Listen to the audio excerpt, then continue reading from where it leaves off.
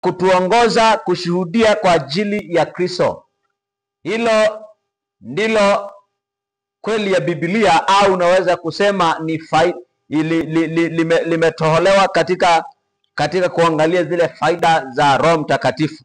Roho hututia nguvu, lakini pia Roho hutuongoza kushuhudia kwa ajili ya Kristo.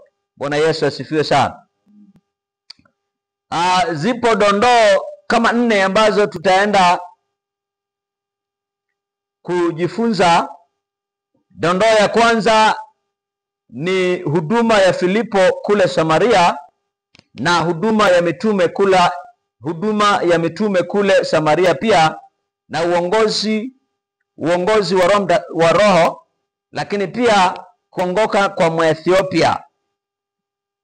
Hiyo sasa ni kipengele cha 4. Bwana Yesu asifiwe sana. Kipengele cha 4 kinasema kuongoka kwa Mwethiopia. Sasa moja kwa moja basi tunaweza kuangalia kwamba huduma ya Filipo kuanzia mstari wa 1 sura ya 8 pale. Biblia inasema, siku ile kukatukia adha kuu ya kanisa lililokuwa katika Yerusalemu, wote wakatawanyika katika nchi ya Uyahudi na Samaria, isipokuwa hao mitume. Watu wataua wakamzika Stefano, wakamfanyia maombolezo makuu. Sauli akaliharibu kanisa, akiingia kila nyumba na kuwaburuta wanaume na wanawake na kuwatupa gerezani. Lakini wale waliotawanyika wakaenda huko na huko wakilihubiri neno. Filipo akatelemkia, akaingia mji wa Samaria, akawahubiri Kristo, na makutano kwa nia moja wakisikiliza maneno yale yaliyosemwa na Filipo. Walipoyasikia na kuziona ishara alizokuwa akizifanya, kwa maana pepo wachafu wakawatoka wengi waliopagawa, nao wakilia kwa sauti kuu, na watu wengi waliopooza na viwete wakaponywa. Ikawa furaha kubwa katika mji ule. Na mtu mmoja jina lake Simeoni hapo kwanza alikuwa akifanya uchawi katika mji ule, akiwashangaza watu wa taifa la Samaria, akisema ya kuwa yeye ni mtu mkubwa. Wote wakamsikiliza, tangu mdogo hata mkubwa, wakisema, mtu huyu ni uweza wa Mungu ule mkuu. Wakamsikiliza kwa maana amewashangaza muda mwingi kwa uchawi wake. Lakini walipomwamini Filipo akizihubiri habari njema za ufalme wa Mungu na jina la Yesu Kristo, wakabatizwa wanaume na wanawake. Na yeye Simeoni mwenyewe aliamini, akabatizwa, akashikamana na Filipo. Akashangaa alipoziona ishara na miujiza mingi mikubwa iliyotendeka. Bwana Yesu asifiwe sana. Hiyo kuanzia mstari wa 1 mpaka 14 unahusu huduma ya kwenye dondoo ya kwanza, ambayo ni huduma ya Filipo kule Samaria. Bwana Yesu asifiwe sana. Kwanza tunapozungumza kwa habari ya huduma ni huduma. Zipo huduma za jamii, lakini zipo huduma za jamii mbalimbali. Mfano, kuna huduma ya kuna huduma kama ya walimu, huduma za afya, huduma na zinginezo, huduma ya afya, huduma ya elimu na huduma zingine ambazo zipo. Bwana Yesu asifiwe sana. Kwa hiyo ni moja ya huduma, lakini pia hii ambayo tunazungumza ni huduma ya kiroho, ambayo sasa huduma ya kiroho ndiyo huduma ambayo Yesu aliileta. Na alipoileta kwenye kitabu cha Mathayo akasema, enendeni ulimwengu mkawafanye mataifa kuwa wanafunzi wangu. Maana yake hiyo ndiyo huduma yenyewe. Huduma ya Mungu ambayo tunaisema ni huduma ya kiroho, ndiyo hapa ambayo tunajifunza kutoka kwa Filipo. Filipo, baada tu ya sura ya 6 na 7 pale Stefano ameuawa, na watu hawa wakatawanyika, watu hawa wakakimbia. Na baada ya kukimbia sasa, mitume wakatawanyika, wakaondoka Yerusalemu, na walipoondoka Yerusalemu wakatawanyika. Sasa Filipo tunamuona anaangukia Samaria, Na alipoenda Samaria ndipo tunaanza kuona huduma yake. Bwana Yesu asifiwe sana. Na huduma yake tunaiona baada tu ya kufika akaanza kuhubiri. Alipoanza kuhubiri ndipo sasa watu, Biblia inasema watu wakaliamini neno. Watu wakaliamini neno. Lakini sio hivyo tu. Watu walipoliamini neno mpaka wachawi wenyewe wakakubaliana kwamba hiki kitu ni cha Mungu kweli. Kwa sababu gani? Hapa tunaona baada ya hawa watu walikuwa na mtu anaitwa Simoni. Huyu Simoni alikuwa ni mchawi, na uchawi wake watu walikuwa hawajui maana yake. Watu wa ile kijiji au sehemu ile Samaria walikuwa hawajui. Wanajua huu ni uwezo wa Mungu. Na inaonekana huyu jamaa hakuwa anatumia uchawi kwa ajili ya kuloga watu. Alikuwa anatumia uchawi, tena sio ule wa kuficha usiku ukapigwe na mvua. Huyu ni uchawi ambaye alikuwa anatumia akiamka asubuhi. Yeye hahangaiki na masuala ya kuamka usiku. Watu wamelala, unaanza kupigwa na baridi usiku huko. Kama ni mvua inaanza mara usiku huko, umevua na nguo unatembea huko. Sasa yeye hakutaka hayo. Yeye akaonyesha uchawi wake hadharani kwamba huu ni uweza wa Mungu. Inawezekana kama ni kuruka na ungo, alikuwa anaruka mchana kweupe. Watu wanaangalia sema wanashangilia huko mtaani. Sema jamani, angalieni, huu ni uweza wa Mungu. Maana sasa ni anafanya hadharani, wala hana masuala ya kujificha ficha, hana masuala ya kuanza kuhangaika, kuanza kuloga mtu. Yeye anaruka, anafanya, anaambia sasa sikilizeni, angalieni nitakavyoruka. Mnajikusanya. Kishajikusanya, anafanya vitu vyake, anaruka. Anaporuka sasa, kutokana na hali hiyo akawateka wa Samaria. Wakajua huu ni uwezo wa Mungu. Huu ni uwezo wa Mungu. Kwanza hauna madhara. Alafu mtu anaruka. Sasa kama ni hivi, sasa huu ni uwezo wa Mungu. Wakawa wanashangilia, wanaona sasa hii ndio yenyewe. Lakini tunaona Filipo anapoingia sasa Samaria. Anapoingia Samaria ndipo sasa tunaona akalihubiri neno la Mungu. Bwana Yesu asifiwe sana. Akalihubiri neno la Mungu. Alipolihubiri neno la Mungu ndipo ambapo tukaona watu wakashangaa. Huyu jamaa yeye alikuwa inawezekana anaruka tu hewani. Lakini bado Samaria kulikuwa na wagonjwa, kulikuwa na watu wenye magonjwa, kulikuwa na watu wenye mapepo, kulikuwa na watu wenye udhaifu mwingi, kulikuwa na milema, si na viwete huko. Lakini yeye hakuwa anashughulika na mambo ya kuponya. Yeye alikuwa anashughulika na kuonyesha uchawi, labda mazingombwe, mtu anakula karatasi linatokezea hapa.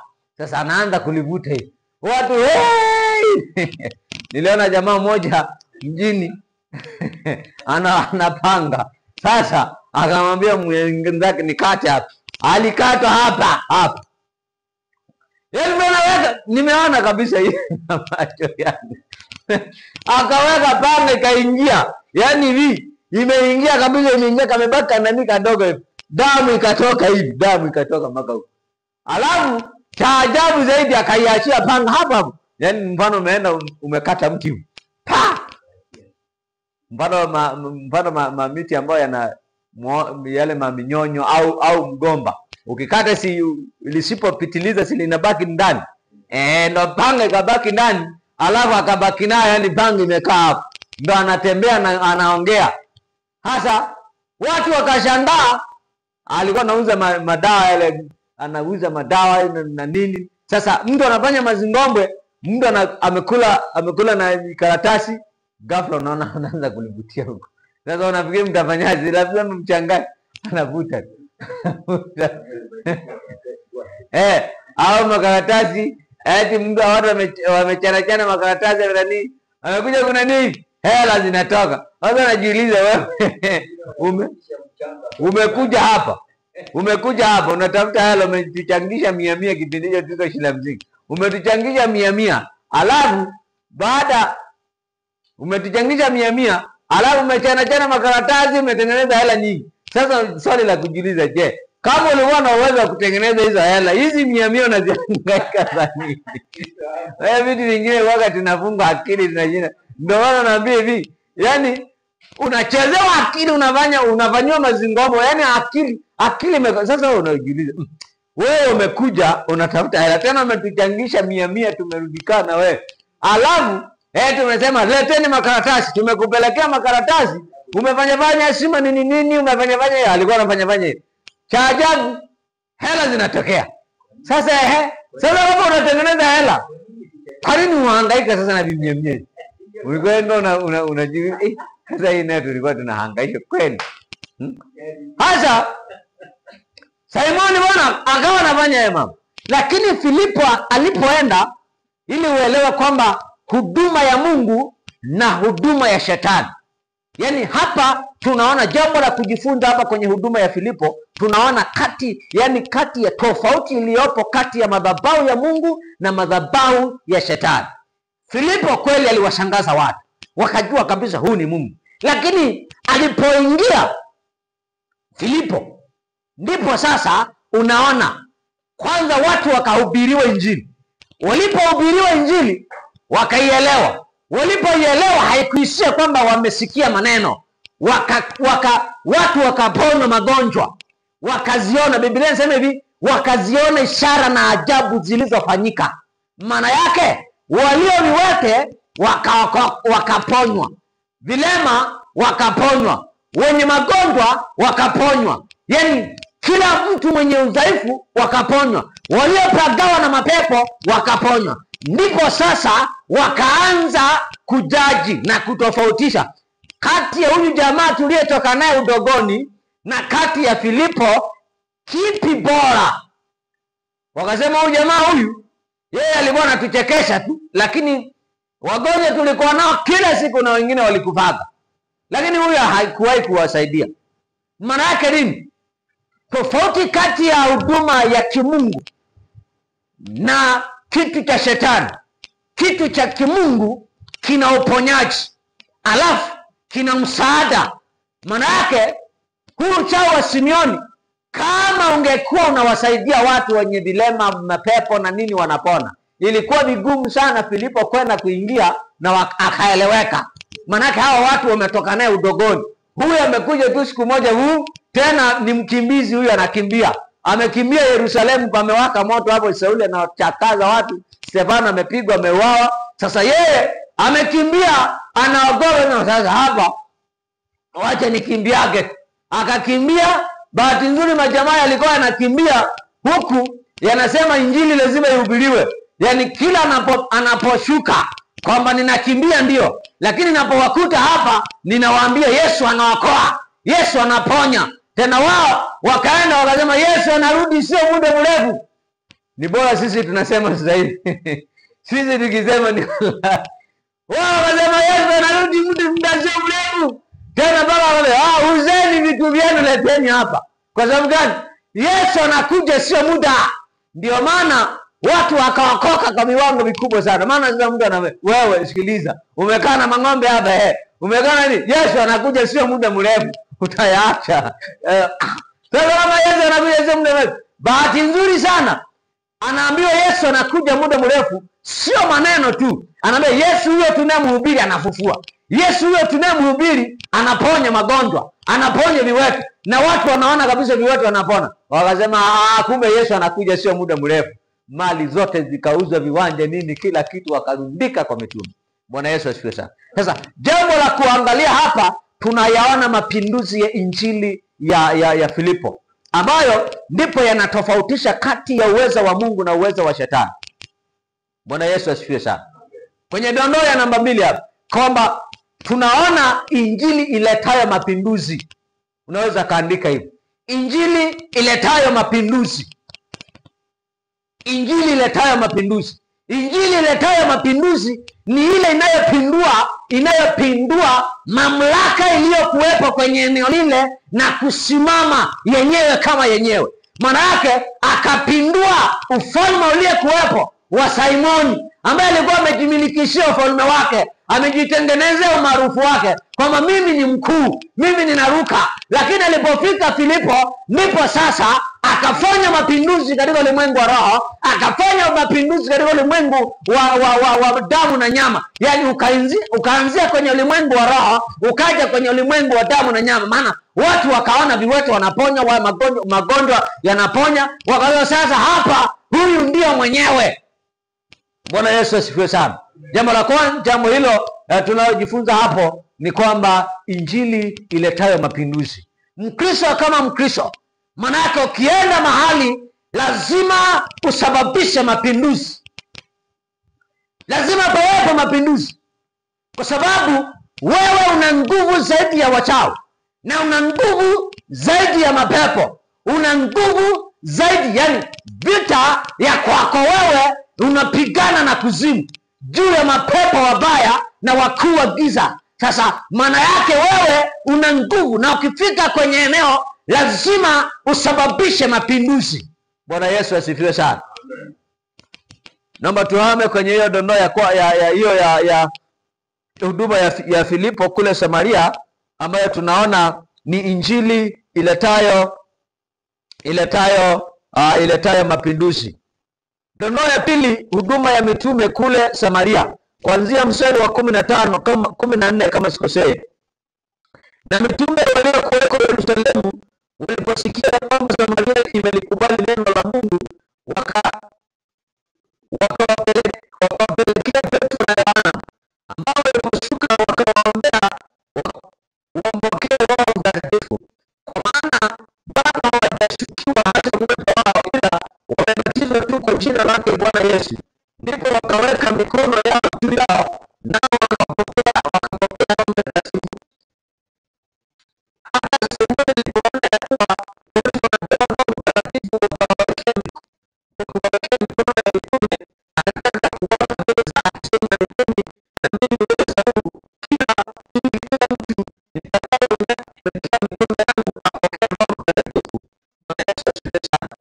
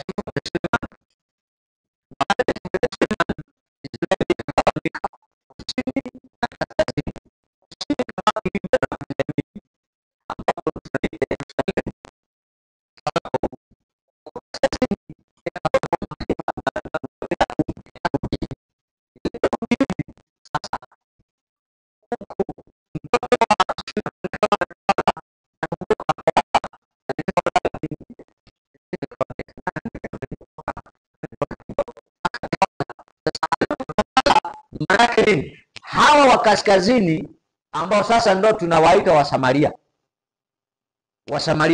walipojitenga, maana yake wakawa na hawa wa huku wa kusini, Yuda na Benjamini, wao wakabaki Yerusalemu, hawa wakabaki Samaria, wakaanza kutengeneza. Ndio maana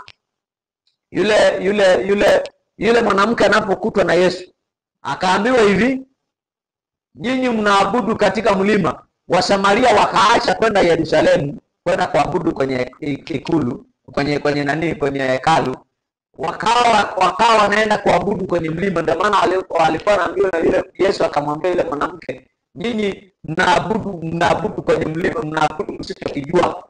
Bwana Yesu asifiwe sana. Na akamwambia tangu sasa hamtaabudu hapa, na waabudu halisi watamwabudu katika roho. Maana yake nini? Kwamba walipotengana wakabaki wakaitwa Wasamaria. Maana yake watu waliochangamana wakahesabiwa kama ni watu waliochangamana na mataifa mengine. Sasa maana yake tayari haya makabila mawili yakawa yanajihesabu yenyewe na haki, wakawatenga wenzake. Walipowatenga, ndio maana sasa unakumbuka wakati Filipo ameenda kuhubiri, waliposikia Samaria nao wamelikubali neno, ndipo sasa wakawatuma Petro na Yohana.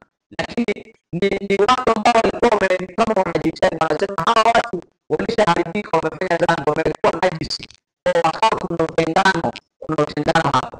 Ndio maana ikaitwa Samaria. Lakini hawa wote Samaria hawa walikuwa ni Wayahudi, na ikawa kuna mfalme Yuda na mfalme wa Samaria. Ndipo kuna Biblia ikisema inasema mfalme wa Yuda na mfalme wa Samaria, katika saa walikuwa wanapigana wao. Bwana Yesu asifiwe sana. Sasa